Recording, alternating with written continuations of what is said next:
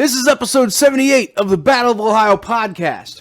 The Browns got smacked by the Patriots this week in a humbling experience that partially helped the Bengals to their highly rejuvenating bye week. All the narratives you sound that too everybody excited about that. I'm so excited, dude. You know why? Actually, the rest of my intro will tell you why. All the narratives that we started writing in week 9 are pretty much out of the window now. Such as Are they? the one about the Pittsburgh Steelers being worth a damn. Because why, Thomas? Pittsburgh still sucks. That's right, because the Steelers still suck. Welcome to the Battle of Ohio podcast, where we follow the revival of the historic rivalry between the Cincinnati Bengals and the Cleveland Browns.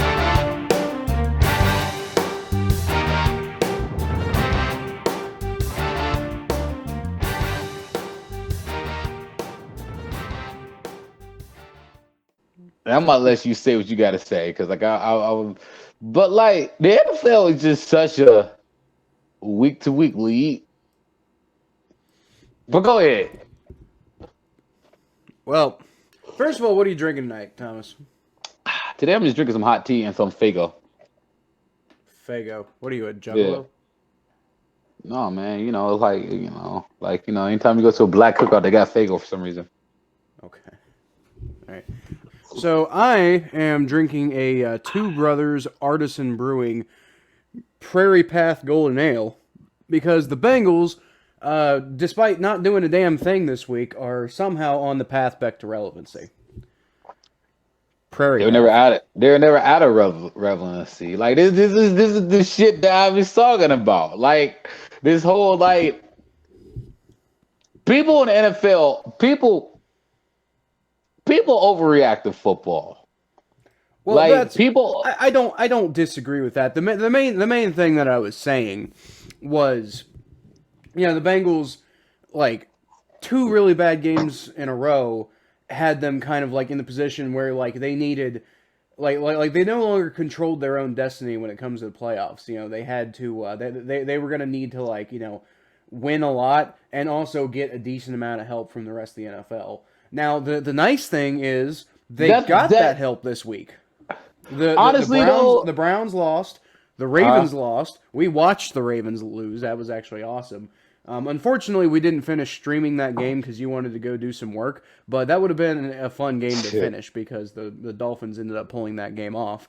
And then the Steelers, they tied, which we'll talk about that and the implications of that a little bit more. I would have rather see them lose, but at the same time, it's still hilarious. And all of that, all of that, backwards progress that the Bengals had over the last 2 weeks is, it's okay, well, if you go back, they're at the point now, if you just go out, you beat the Raiders, then suddenly you're right back on track. I don't understand. It was looking like we were going to need a few good weeks in a row to get back on track, but now it's just go win one game, you're right back on track. No, I mean, just go out there and win. See, that's the whole thing. See, and then so we getting these terms, we getting these terminologies, right? So we say stuff, and these are terms that you hear around the NFL, oh yeah, this 5-4 team don't control their own destiny because they got so many teams. No, just go out there and win some damn games and you'll be fine. In reality, it's no, it's not that simple. No, it's literally that simple. Go out there and win some damn games, and then you'll be fine. It's actually, it actually really honestly isn't that simple because maybe you can have you can be happy about momentum or whatever, but at the same time, at the end of the day, if the Bengals were to win out right now, but all the other playoff seeds were to also win out, then the Bengals would not end up making the playoffs. And so now, what are the chances of that happening though? Well, okay, there's not a lot, but at the same time, what's the chances of the Bengals winning out? It's not very. No, I mean, what I'm saying is the season's barely halfway over.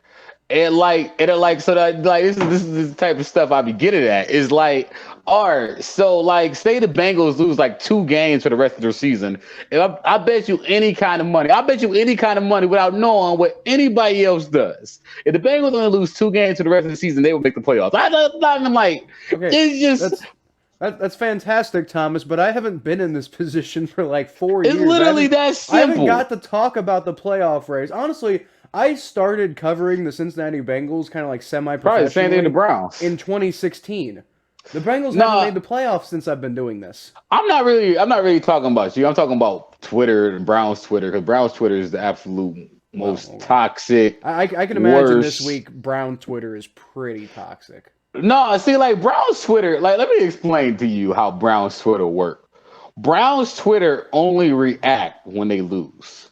When they win, when the Browns win, Browns Twitter is relatively silent. All they do is just retweet likes and stuff. When they lose, oh my God! Oh my God!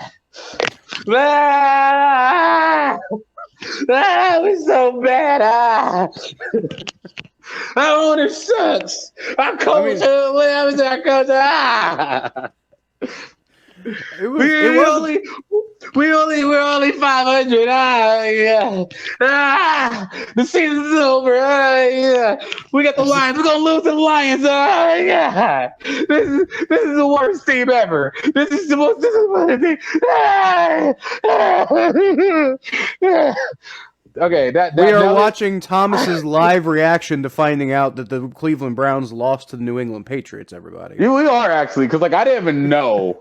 Look. Let me tell you what my Sunday was. My Sunday, I had to work, and I went to Dave Chappelle. Do you think I gave two damns about the Browns losing to? Like, I knew they were gonna lose to the Patriots. I knew I'm not dumb here. I knew Bill. I got to predicted the Browns in predictions. Of course, you think I want to pick against my team? Let's be real. I mean, you do sometimes. Yeah, sometimes. But I wasn't this week. But like, here's the thing. I say this all the time. What do I always say about Bill Belichick? What do I always say about Belichick when we do predictions, Scout? Our philosophy. Anytime Bill Belichick goes against a young quarterback, don't always pick the Patriots, because Bill Belichick have a way to beat young quarterbacks. It's just his thing. It's just his philosophy. Baker Mayfield isn't that young. Yeah, I know, but he looked horrible on Sunday. He did look bad. He looked awful, and Case Keenum didn't look any better. And Case Keenum's a veteran. Yeah, that's what Bill Belichick does, man. He makes good quarterbacks look horrible. He looks great quarterbacks look average. So what I say about Baker Mayfield? Depends on the game, I suppose. But we don't really need to talk too much about the Bengals, obviously, because they were on a bye week. But I will say that right now, I'm talking about all these different various scenarios and stuff. Right now, they are tied for the number 7 playoff seed. They got really lucky over the bye week because like I said, the Browns lost, the Ravens lost, the Steelers tied. You suck, Pittsburgh. Look. At least look. I would take a loss against the Patriots over a tie with the Lions. Anytime. Give me that. And then the Chiefs put a smackdown on the Raiders. The Chargers lost. So a lot of AFC opponents kind of moved out of the way for the Bengals to kind of get back into that playoff conversation. Not that they were out of the playoff conversation, but back into playoff they're right there, And the only reason they don't currently control the number 7 seed is because right now the Chargers have a better strength of victory. But the Bengals play the Chargers later this year, so I mean if they win that game, which it's looking like they very well could because the Chargers don't look very good anymore. But I mean, if the Bengals win that game, then they'll take the number 7 seed from the Chargers, and they'll probably make the playoffs. So I'd say right now, based on trajectory alone, the Bengals are probably the more likely team to make the playoffs than the Chargers. Although it'd be based on the way that the season started, it'd be shocking for either team to miss. I still think you're going to start to see a collapse of the Steelers. And possibly the Ravens. I mean, it might get real interesting here in the next couple of weeks of the season, though. I'll tell you that for sure. It very well could. What was not interesting was the Browns performance against the Patriots because Thomas, I streamed that game. You had Dave Chappelle tickets, so this didn't end up happening. But I did invite you to come on the stream with me, and I was thinking, have a Browns fan and stream and get a Browns fan's reaction to the game. You should be glad you didn't because that would have been a terrible experience for you. I'm not gonna lie. After the third quarter, I pretty much switched over to the Lions-Steelers game because that one was it was terrible. It was a horrible watch. If you can go to my YouTube channel and I did a compilation of me reacting to the Steelers Lions overtime, and it was mostly me just complaining about how terrible the game was. So, the sad part is I preferred that to watching Browns Patriots because that game was even worse. Like, I mean, it wasn't even interesting or fun. The Patriots were like, I mean, maybe if you despise the Browns, which I mean, I don't really despise the Browns anymore. I used to, but I really don't anymore. We're the most hated team in NFL somehow. I don't know how that happened. Like the Browns are definitely the most hated team in NFL. Like people legit hate the Browns in Cleveland. Like I don't know. Well, every time a team gets successful, especially a team that hasn't found success, once they do find that success, typically the fan base gets kind of arrogant. So opposing fans start being like, well, sit your ass down. You've only been good for, they start getting annoyed by the arrogance, and it's like, so if the Bengals end up getting really good, I guarantee the Browns were bad. People hate us. The hell out of the Bengals. No, the Browns were bad. People hated us. It's they say Cleveland against the world. I got a shirt that says Cleveland against the world. Are you sure? Hell yeah, man. What the hell? I don't like this. I hated the Browns because I was a Bengals fan. It's about all I had. But I mean, I know a ton of people. Most people I talked to who were like neutral parties, who weren't like fans of rival teams. Most people I knew back then wanted the Browns to do better because they were like they mostly just pitied you guys. They didn't hate you guys. See, that's the worst, like, man. I want the Browns to do well. They deserve it because they've never been good. I'd rather you hate me than pity me. Well, honestly, I'd rather you hate me than pity me. If I'll be real with you, I feel bad for you. That's what it was. You deserve this win, man. Well, fuck you. Shoot. So look, man. Here's the thing. First of all, that game looked bad. It was a bad performance. Okay, go back next week and just whoop the Lions. Who cares? Like, shit. I mean, honestly, I know what you say. Like, Thomas, what you mean, who cares?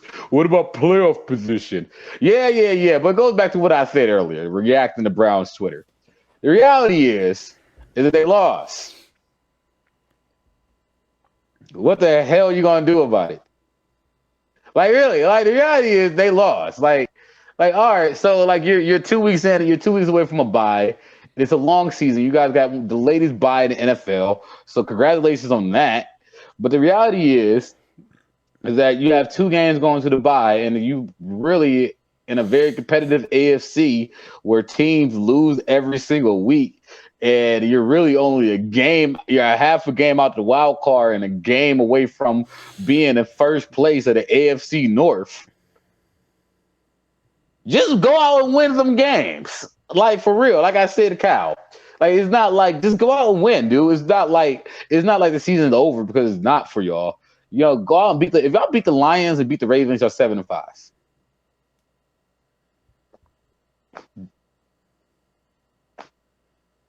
I mean, just go out and win. Yeah, well, but here go the but. Look, yeah. They're probably gonna beat the Lions, but I mean, I don't think you can just just walk away and say, oh, they'll beat the Ravens. Beating the Ravens is gonna be tough. I don't know, man. I don't know about that anymore. The Ravens look bad. Well, the Browns. I'm not sure if the Browns match up well against the Ravens. The Browns lost to the Patriots, but the Ravens lost to the Dolphins. Well, yes, but I mean, the Ravens also beat the Chargers, whom the Browns lost to. So I mean, yeah, but we're just talking about who beat who. That's You know, it's like when I do my power rankings every week. Every week, I have somebody comment on my video or on my article, and they're like, well, this team beat this team. How can they be ranked below this team? Actually, a little bit of a spoiler alert. I've got the Bengals ahead of the Browns in my power rankings this week. And I guarantee you, Browns fans are going to be like, how are the Browns ranked behind the Bengals when they just kicked their asses last week? And it's like, well, okay, but it's a week-to-week league, dude. It doesn't necessarily look like that this week just because it looked like that last week. Look, man, here's the thing. The problem with the Browns, the thing is, and I always say is all the problems with the Browns are fixable. They just got to figure out how to fix them. The problem with the Browns there's a few problems with the Browns. First problem, the play calling was horrible on Sunday. Let's be real. Play calling was terrible.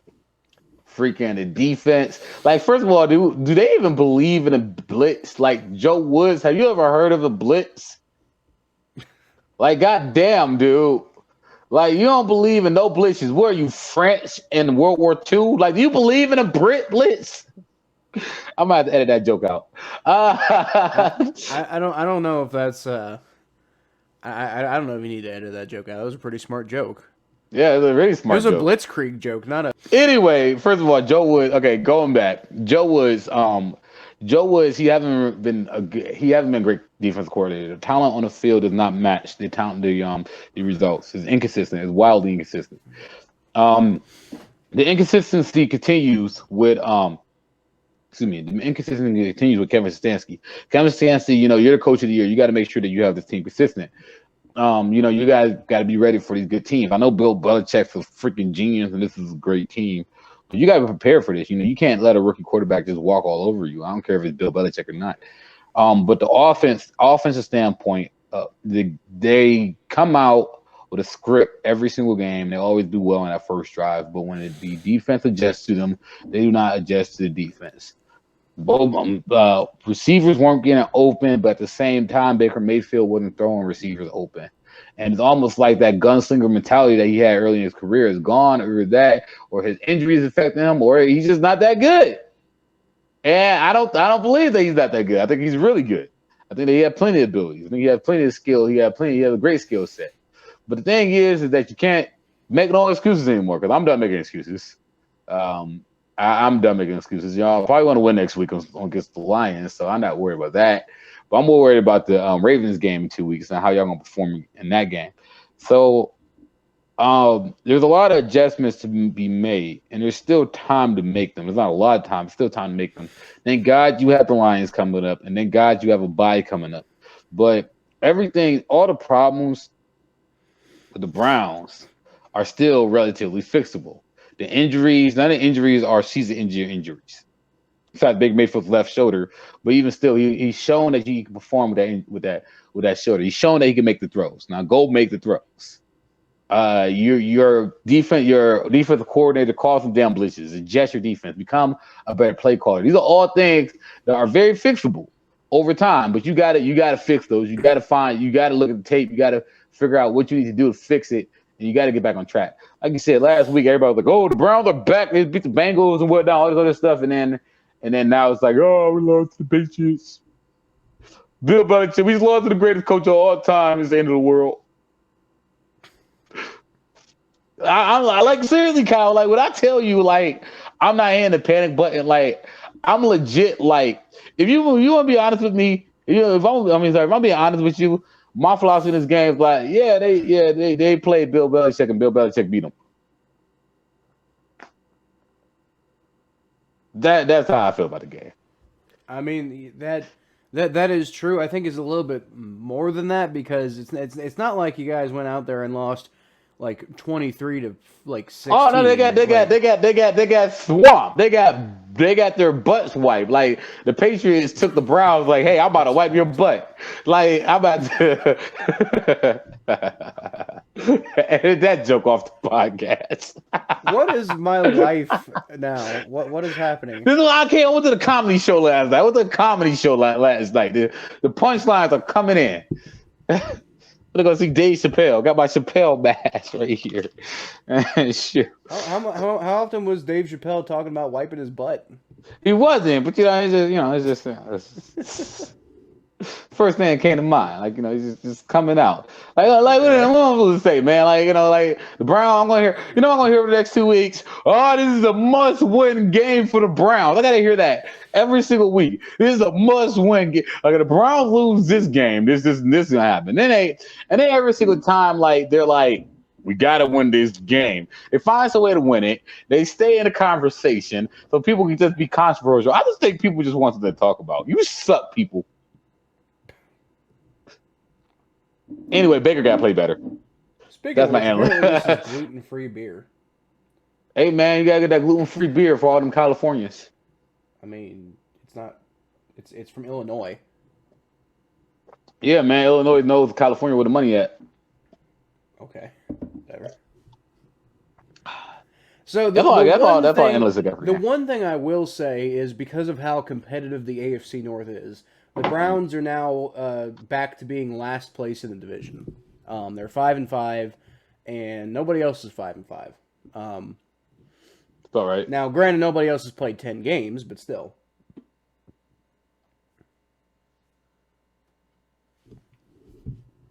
That's about right. That'd be fine.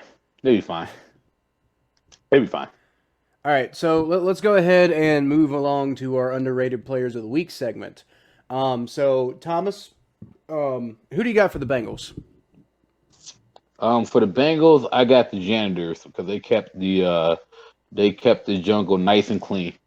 That is a good point. Shout out to the janitors. I'm gonna go with my underrated player of the week is gonna be Marissa Contepelli, who is constantly putting out good, interesting Bengals content on social media, keeping us interested when nothing else is happening. Shout out to you, Marissa. There you go.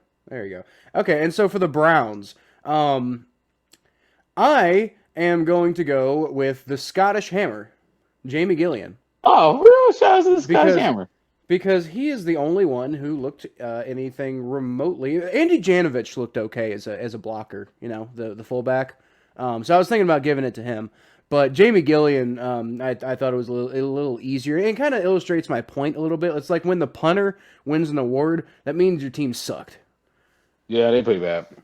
So they play really bad. He punted. He punted 4 times, and pegged the Patriots inside the 20 2 of those times. Actually, pegged the Patriots inside the 10 2 of those times, and both of them were on long kicks. So I mean, he was accurate. He was flipping field position. Now I mean the problem is the Patriots got touchdowns both of those times that he had those really good punts. So it ended up not really mattering eventually. But, that's not really his fault. He did his job. He went out there.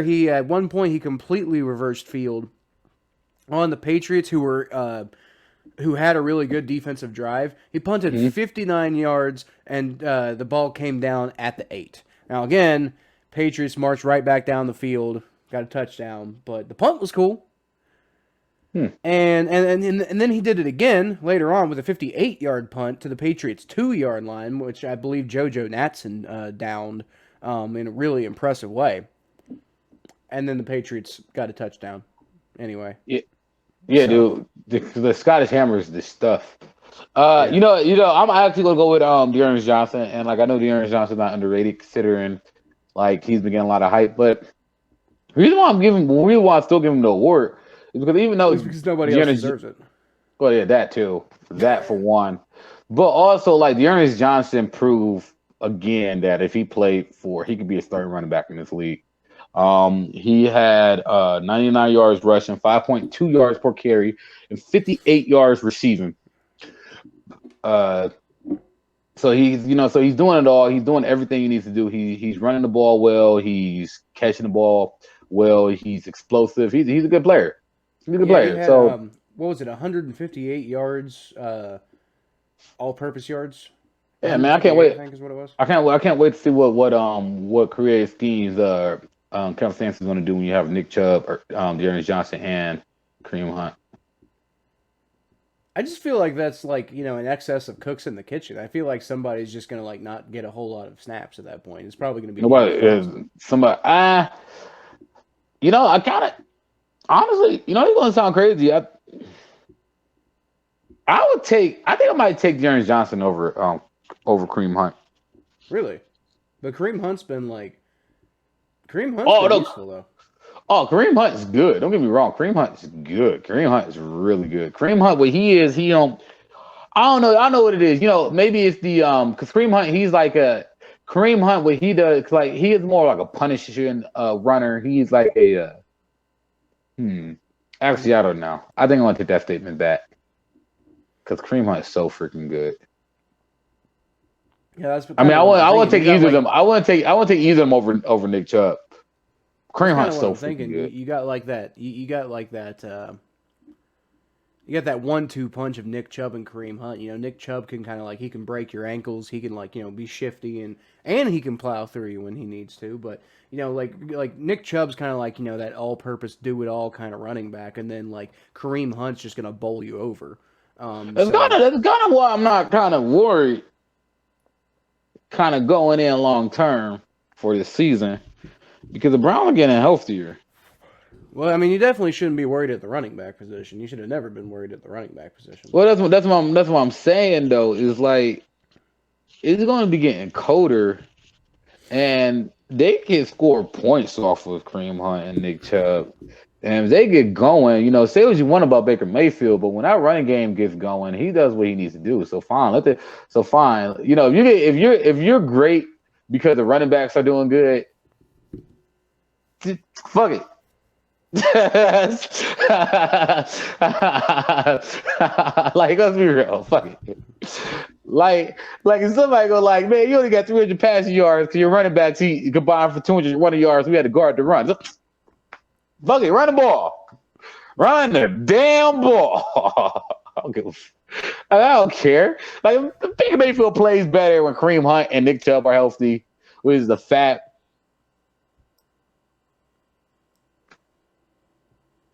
I don't care. You're only good when you have Kareem Hunt and Nick Chubb. All right. That's where I'm at here. That's where I'm at here.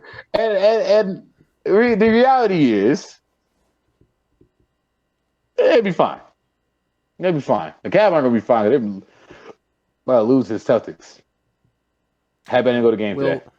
We will see if they will, in fact, be fine. But let's go ahead and move along to our next segment, Thomas. Let's talk about the Battle of Ohio Podcast Fantasy League. I am currently in the middle of an absolute stinker of a match between me and Nick Bowley, my FedEx manager and the guy who gave you beer at the tailgate. Hey, cool dude. Shout out to you. Yeah, he is a cool dude. Both of our teams are doing very badly. He's only got 72 points right now, and he does have Cooper Kupp, but Cooper Kupp's not exactly having a super high-end performance so far. Then again, the Rams' offense in general isn't having a super high-end performance so far. So right now, if it keeps going the way it's going, I might pull off this win, even though I totally forgot to I totally 2 weeks in a row I've forgotten to sub out Kyler Murray, and he hasn't played. I could have put Kirk Cousins in. It's not like Kirk Cousins did great, but I could have had an extra 17 points, and I'd definitely be winning this game. I messed up not putting A.J. Dillon in over Zach Moss, and that sucks. But who knows if that was going to go. But point being, I should have subbed out Kyler Murray, and I'm kicking myself for it right now. But even then, I still might win if George Kittle continues having a really good game. And the Rams just did a fake field goal, and it did not work in any way, shape, or form. That was stupid. So if George Kittle continues having a really good game, I'm most likely... I imagine I'm most likely probably going to somehow pull out the victory over Nick. So that's one to watch, because I'm 6-3 right now, and another loss is definitely not going to help me, especially with how good of a start I had this year. So yeah, let's see what else is going on in the fantasy league. We had Jordan Heiser is looking like he's going to lose to the bot. What's up with the bot, dude? Bot's about to be 5-5. The bot is like the Steelers. They shouldn't be winning, but find ways to win. I guess. Or tie. But, yeah, Jordan Heiser does have a game lead on the number 1 overall seed, so I think he can probably afford to lose a game. But, yeah, I mean, you don't want to when you don't have to, especially when you're playing the bot. Michael Dorsey is projected to win his matchup, so that's not great for me. So even if I do win, I won't be getting back into a playoff bye spot. But if I lose, then I will probably... Let's see. Ian Plank's going to win. So Ian Plank will probably overtake me for the number 3 spot. So that's... let's go George Kittle. How did I do? Maybe Cooper Kupp can just forget to exist for a few more hours. Did I lose? Yes, you lost.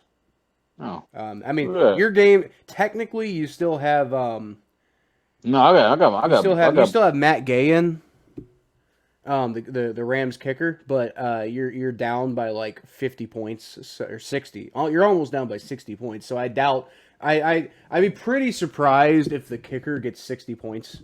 Because I don't know if I don't know if anybody's ever had 60 points. Like I think the all-time fantasy record is like Randy Moss back in like 2004 or whatever. I forgot to put in a running back. Yeah, you did. That's the game I'm into. That I was trying to figure out was, dang man, I just got my butt wiped. Now, you got your butt wiped. Now, like if you had played a running back, I'm not sure if you could have played any running back that would put you over the top here. Patrick Mahomes had 460 yards and 5 touchdowns. God damn, yeah, Patrick. And Damian Williams had a big game too for the Chiefs. Keep down so long. Jason Sanders had a pretty good game as the kicker for Miami. The Buffalo defense did pretty well against the Jets. So I mean, honestly, I'm not gonna lie, you didn't really have a chance here. I mean, like maybe you could have put in Chris Godwin over. Like if you had put Austin Hooper in your tight end spot and then taken Dallas Goedert out and then put Chris Godwin in your flex spot, that would have given you an extra 10 points, but you'd still be getting blown out of the water here. Like, I mean, yeah, you didn't play a running back this week, but I don't think that would have saved you because Ronald Jones didn't do shit. It looks like he didn't even play. Yeah, it's a hard night for my fantasy team. Donovan Peoples-Jones had a terrible game. Baker Mayfield had a terrible game. Yeah. Dallas Goedert had a terrible game. Matt Gay has had a terrible game so far. So, I mean, there's no way you were winning this game. There's nothing you could have done, really. I could have prayed. You could have prayed. Maybe Matt Gay will hit like 18 field goals. You know, you never know. Never know. Even though like it's already halftime. That mean the Rams have to win, and I'm not rooting for the Rams to run. Why not? You picked the Rams. Yeah, but I'm not rooting for them. Well, I'm rooting for right now. I'm rooting for George Kittle to get a bunch of fantasy points and Cooper Kupp to get very few fantasy points because that's the only hope I have right now. Now it's working out so far. George Kittle's had a great first half and Cooper Kupp's had a bad first half. So that's working out for me so far. But I don't know if that's going to hold through the second half because usually Cooper Kupp does something, you know. Usually Cooper Kupp like shows up at some point. Let's see what's going on with everybody else. Brad McGee lost to John Dorsey. Ian Plank kicked the crap out of Christopher Deaton. Jaron Romero. So Michael Dorsey beat off in church. Good for him.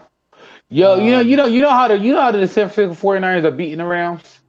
Defense and running the ball. True.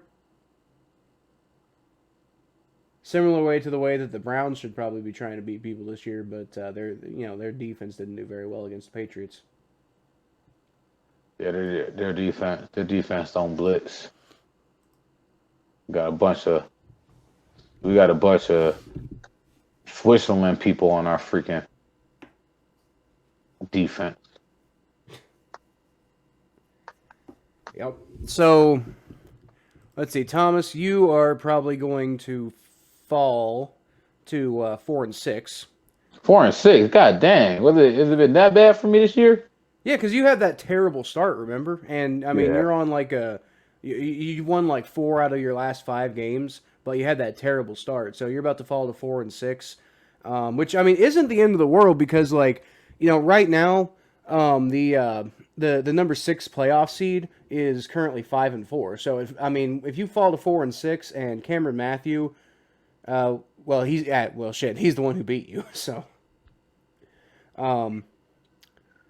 let's see, Debbie's unmatched team. Looks like Debbie's gonna lose. So Debbie's gonna fall to 5-5, and so she'll probably have the number 6 seed. So you'll be at 4-6. Debbie will be at 5-5. You're still only a game behind the playoff seed.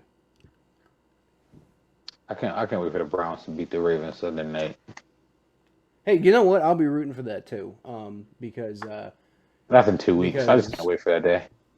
I don't care what it is. I want to see the Browns beat the Ravens.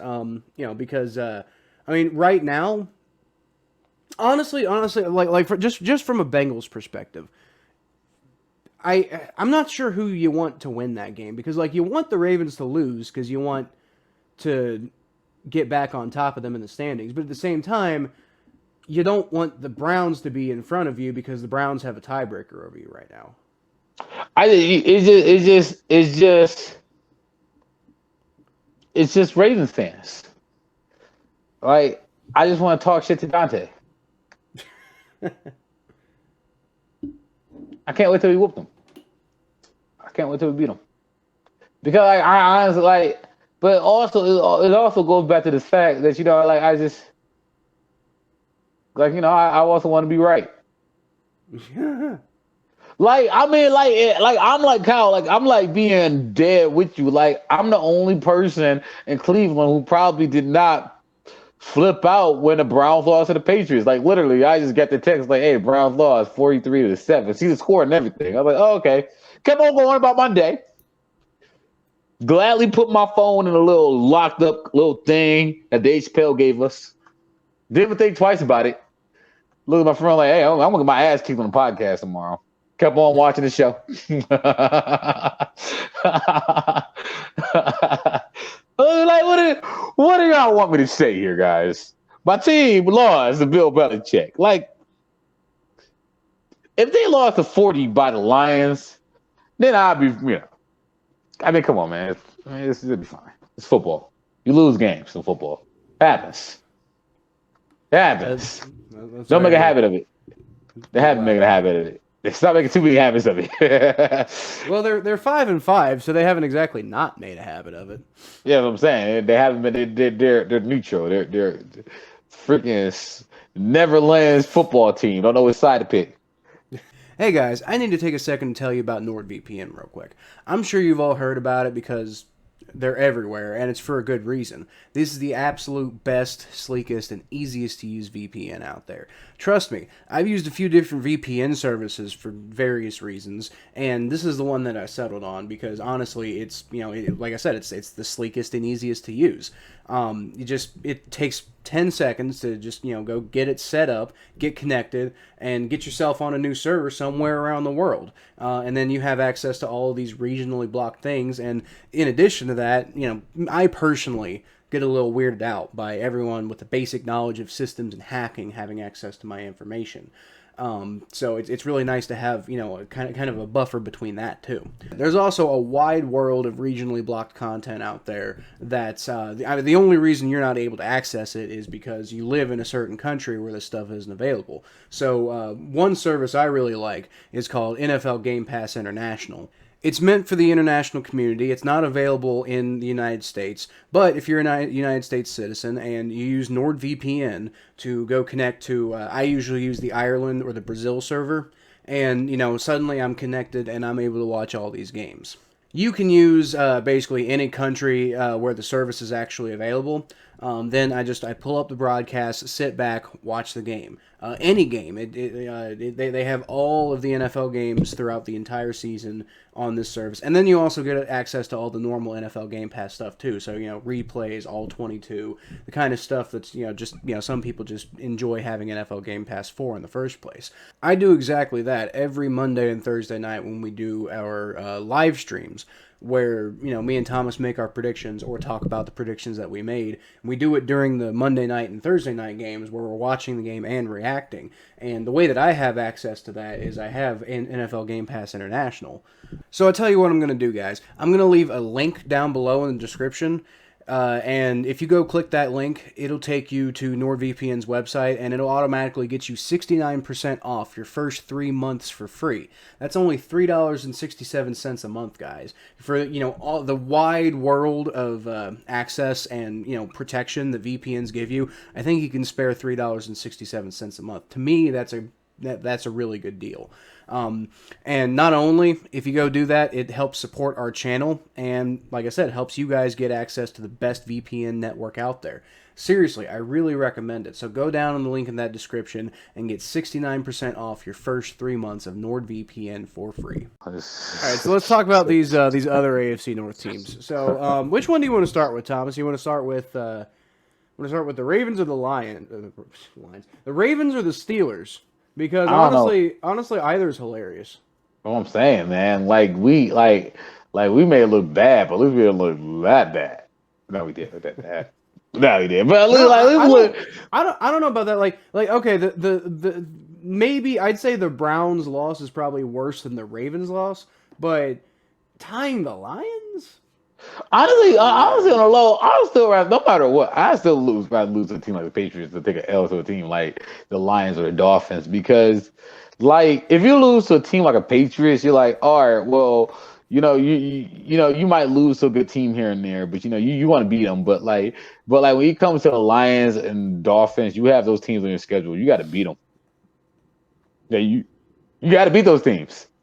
Yeah, like when you got to beat those team teams. Like the Jets. Then you have to beat them, especially when Michael White is the quarterback. You don't get a few opportunities, man. In a year, you got to beat those teams. So Yeah.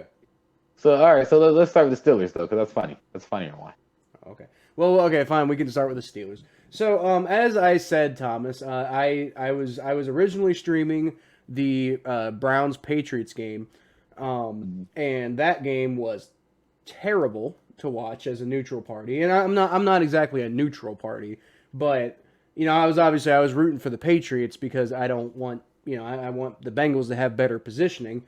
But at the same time, I still want to see a good game because I'm not a Browns fan or a Patriots fan, so I don't have any direct worry about the outcome of this game. So I'm not really too worried. Like, if the Browns get blown out, it's like, that doesn't really mean anything to me. If the Patriots get blown out, that doesn't really mean anything to me. So I wanted to see a good game. I wanted to I wanted to stream and have something to be entertained by, and it was not that way at all. I switched over to the Steelers and Lions in the fourth quarter, and that game was more entertaining, but still absolutely infuriating. I can't tell you the number of times I uttered the words, "This is why you're 0-8, Lions." And I wasn't even really talking that much shit about the Steelers because I was just so mad at the Lions. I was just like, "What are you guys doing? This is how bad you guys are." Occasionally, I think at the end, I looked at the camera and I was like, how do you feel about this, Steelers fans? Do you really think that this team is any good after watching that crap? So I talked a little bit of crap about the Steelers, but for the most part, I was just angry at the Lions. I was just like, guys, you got so many opportunities. Mason Rudolph is basically handing you the game. Like, here you go. Go win this game. And the Lions are just like, how do win? And they just, bumbled it away. I swear to God, I hope the Lions go 0-16-1 this year. Why didn't Roethlisberger play? Did he get hurt or something? He had COVID. I didn't know that. See, man, Yeah. Get well, Roethlisberger. Because even though I hate you, COVID sucks. COVID sucks. COVID sucks, man. I had COVID, man. That was the longest week of my life. Actually, I felt like I had it for a month. COVID sucks, man. Apparently, Minkah Fitzpatrick just got diagnosed with COVID too. So dang, COVID. And they're not sure if Ben Roethlisberger is going to make it back against the Chargers. So I mean, that could be a rough game for the Steelers. Like, I mean, I would have expected them to win or to lose fully healthy, but like they don't have Ben Roethlisberger and they don't have Minkah Fitzpatrick, and I'm not sure what's up with Chase Claypool.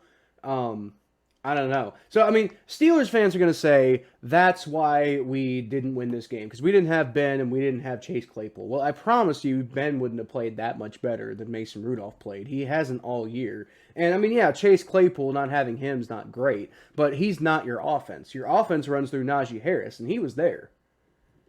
Hey man, they're gonna go ahead and tie. Go ahead, let them tie. Go ahead, tie every week, Pittsburgh. Look, my only thing is because the Steelers tied, they held on to their playoff spot. So I was a little annoyed because like had the Steelers because you know the Ravens lost, the Browns lost, and if the Steelers also lost, then the Bengals suddenly get back control of a playoff seed. And I was just and that would have just that would have just been awesome from the perspective of a Bengals fan. Now, I mean, as you said earlier, you still got like 8 weeks left to go. It's not like it's not like it's not like having control of the playoff seed now is going to matter at the end of the year. But at the same time, just having control of it and feeling like hey, we're kind of more or less in control of our own destiny. All we have to do is just win as much as any other team wins, and we'll be we'll be making the playoffs. So I mean, like I said, the Bengals are right there. I think if they beat the Raiders, they'll probably take control of a playoff spot. But they could have just had it get handed to them on a silver platter if the Steelers had lost to the Lions. Now I'm not gonna lie, it was hilarious and deserved that those two teams tied because honestly, neither team deserved to win. Like the Lions were god awful. The Steelers were awful too, but the Lions were just so bad. Like Jared Goff is terrible. Like everything that you say about Carson Wentz and I say about Daniel Jones is true about Jared Goff. Like what a waste of a number 1 overall pick he was for real. He's terrible. He is just absolutely terrible. Thank God the Browns didn't take him number 1. Yo, I heard a lot of Browns fans thinking we're gonna lose against the Lions next week. I really love my city, but like the mindset in my city is horrible. Not even gonna sugarcoat it. Well, I mean, and as it relates to the Browns, there's probably a lot of PTSD going on there. Like, not even gonna sugarcoat it. Like the mindset, like it's a loser mindset. Like it's a loser mindset. Like I'm a winner. That's why I'm always positive. I'm a winner. I never go into something thinking I'm going to lose. Even when I have no chance of winning, I still don't ever think, man, lose. I always think, yeah, I got some chance of winning, so I'm going to try and win. I like that. I respect that. But like that's just what it is. Because if you tell yourself that you're going to lose before you even try, then you already lost. That's what I'm always trying to tell people that, man. Like, you gotta go into something expecting the most out of yourself. Because if the Browns ain't losing that team next week, man. The Lions? God, yeah. if the Browns, I don't think the Browns are gonna lose to the Lions because, like, honestly, the fact that the Browns lost to the Steelers is mind-boggling to me. Yeah, I don't know how the Steelers. The Steelers, but I tell you how they lost the Steelers. The Steelers, I ain't got an underrated thing about the game. What the Steelers did was they the way the Steelers, this is how the Steelers win games, man. This is how they win games. The Steelers find ways to slow the game down to the point where every single play is magnified. That's what they do, man. And when they're not able to do that, they lose. But like what they did with the Browns had 3 possessions in the second half of the game. That's it. That's not a lot. That's not a lot at all.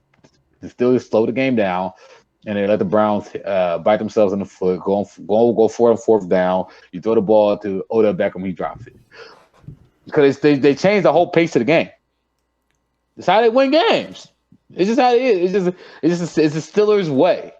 It's how they win games with Ben Roethlisberger. They slow the game down. They make the game low scoring.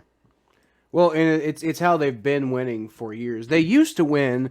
I remember back in the day, the way the Steelers used to win was by just like starting hot against you and just like kicking your ass for like a quarter and a half, and then just like demoralizing you and making you feel like you couldn't do anything the rest of the game. Now it's the exact opposite. They just try to outlast you. Yeah, that's pretty much what it is.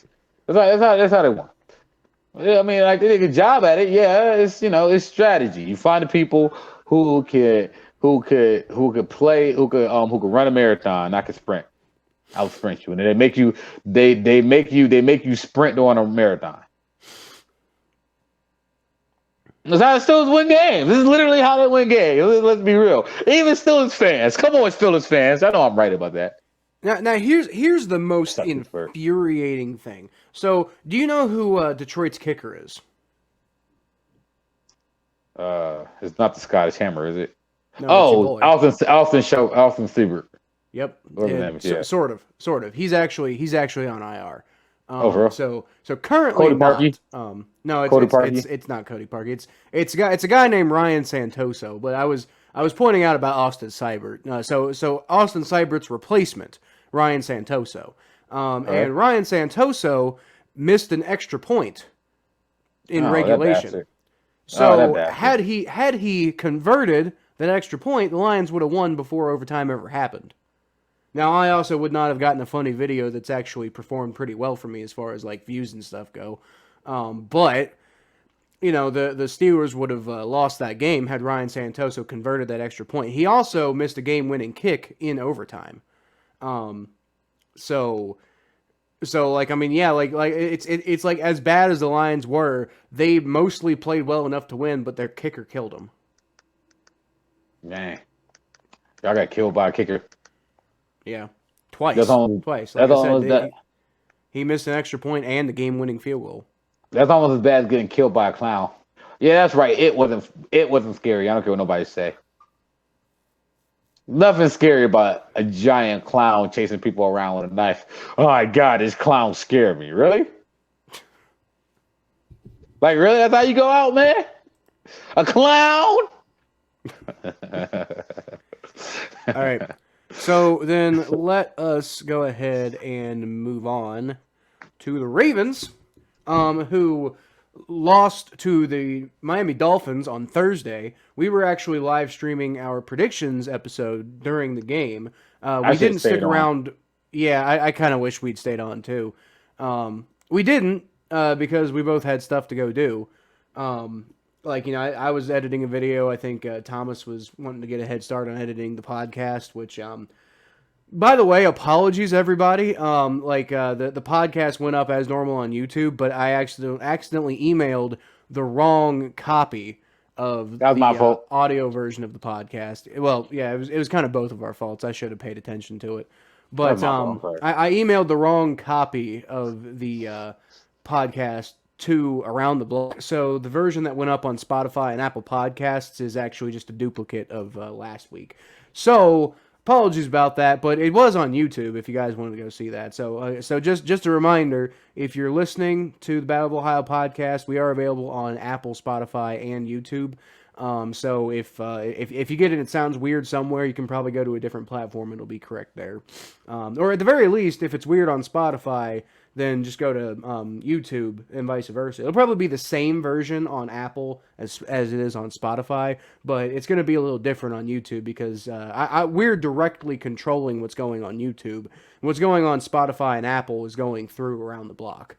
So, I mean, it should generally be the same thing, but there is a possibility of there being a bit of a variance there.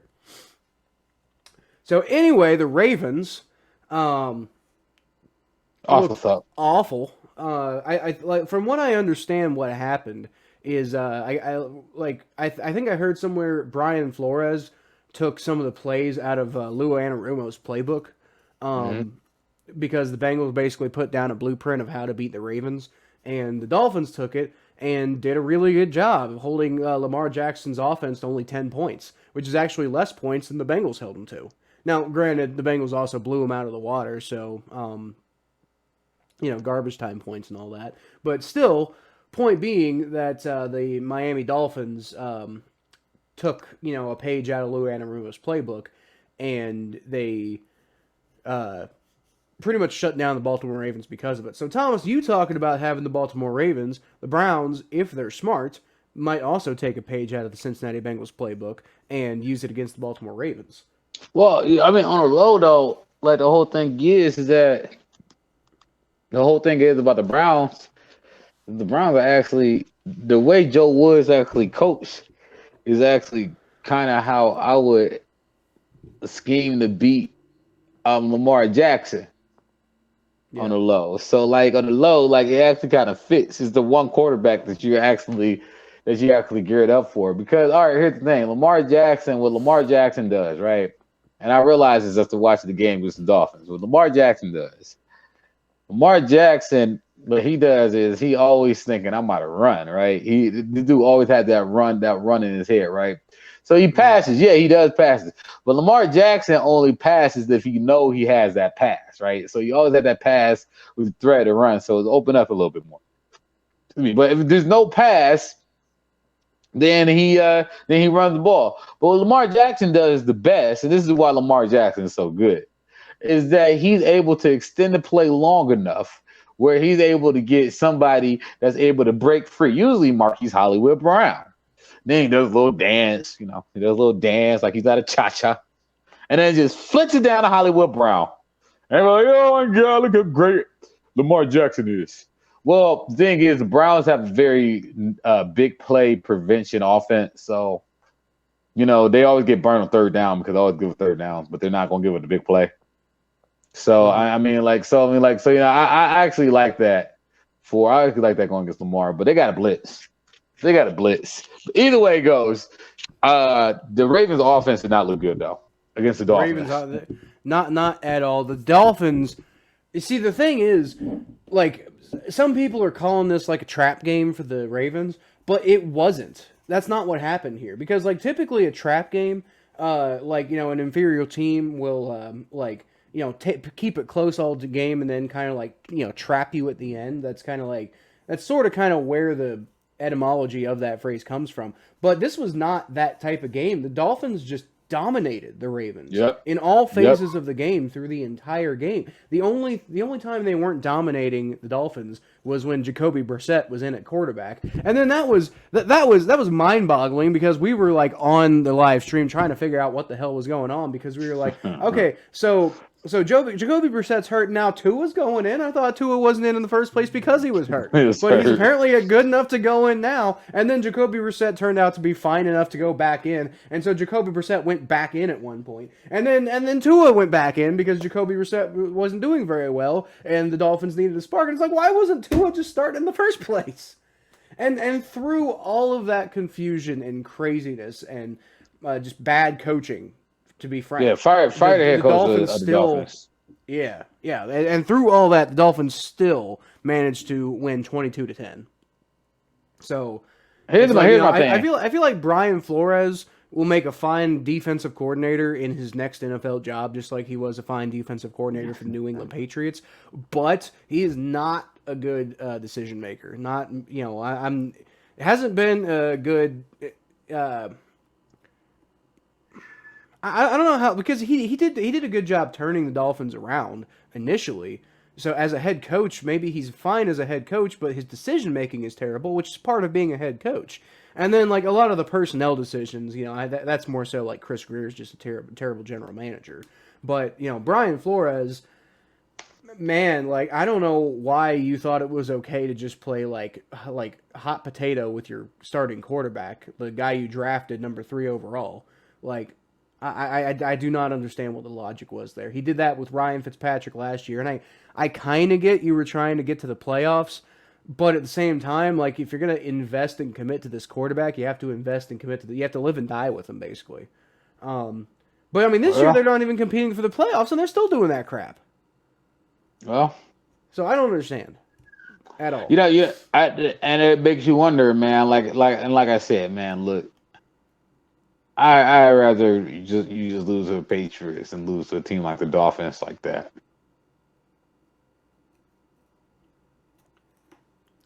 Just saying. Honestly, just saying, Bill Belichick figures everybody out.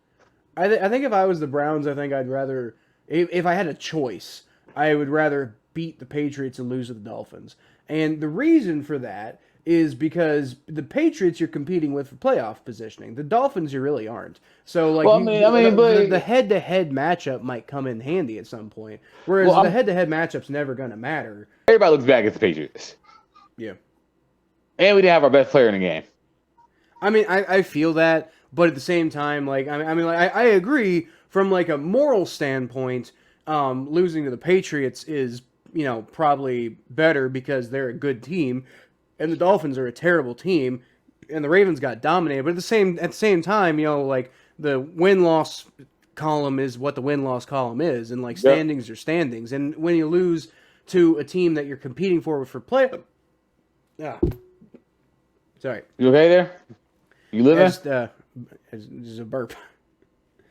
When you're competing against the team that you are competing for playoff positioning, then you got to beat those teams. And if you lose to a team that you're not competing for against playoff positioning, it's a little better than losing to like the Patriots. But at the same time, I understand where you're coming from like the moral standpoint. Like, you don't feel as bad for losing to the Patriots because they're a good team.